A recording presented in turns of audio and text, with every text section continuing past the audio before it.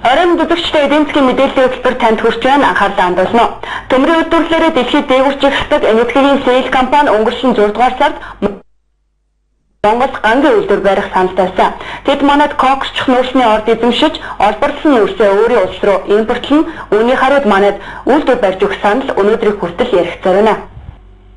Манай улс өнөөдөр 438.2 сая тонн төмрийн хөдрийн нөөцтэй гэсэн таамаг судалгаа өгдөг. Хамгийн агуулга өндөртэй коксч нүүрсний нөөц хэдэн тэрбумаараа яригддаг. Гэвч өнөөдрийг хүртэл гангийн үйлдвэр бариаг байгаа. Сүүлийн 5 жилд манай улсын 37 аж ахуйн нэгж 4.5 сая тонн төмрийн хөдрийн баяжмал урд хөрш рүү экспортлж байна. Харин энэтхэг улсын хувьд тэдэнд өнөөдөр төмөр үйлдвэрлэлт нь коксч нүүрс хэрэгтэй байгаач одоогоор Австралийн үнэ өндөртэй нүүрснээс хараад байгаамаа.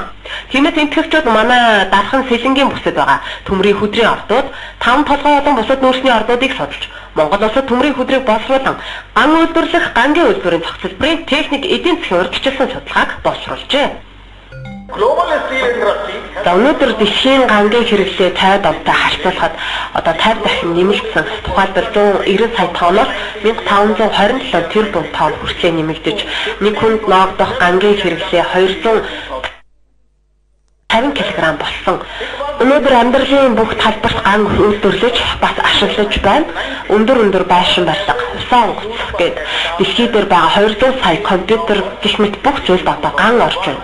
Зүүн Азийн орнууд гангийн хэрэглээ өндөр байдаг. Ялангуяа Монгол улсад сүүлийн жилүүдэд барилгын салбар хийхэн хөгжиж байгаа ч тэд өнөөдөр тус салбарт гадны улсын төмөрлөгийг ихээр ашиглаж байгаа. Харин Монгол улсад төмрийн хөдрийн 48 орд газар байгаа учраас дотооддоо үйлдвэр байгуулж эдийн засгт өндөр нэмэр болж болох юмаа гэсэн санааваад бидэнд байгаамаа. Brazil, South Korea and Turkey have all entered this.